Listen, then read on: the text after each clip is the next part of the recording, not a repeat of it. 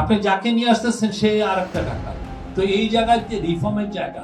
চট্টগ্রাম বন্দর কাউকে হস্তান্তর করা হচ্ছে না, টার্মিনাল ব্যবস্থাপনার দায়িত্ব দেওয়ার উদ্যোগ নেওয়া হয়েছে বলে জানিয়েছেন প্রধান উপদেষ্টা প্রেস সচিব শফিকুল আলম।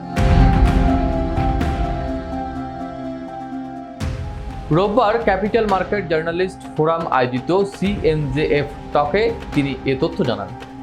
প্রেস সচিব বলেন, বাংলাদেশকে উৎপাদনের কেন্দ্র বানাতে সমুদ্র বন্দরের দক্ষতা বাড়াতে হবে, তা না হলে বিদেশি বিনিয়োগ আসবে না। বিদেশি বিনিয়োগ আনতে সরকার নানা সংস্কার কার্যক্রম চালিয়ে যাচ্ছে বলেও জানান তিনি।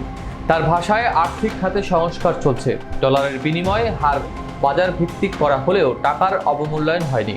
পুঁজিবাজারেও স্বচ্ছতা বজায় রাখার চেষ্টা চলছে।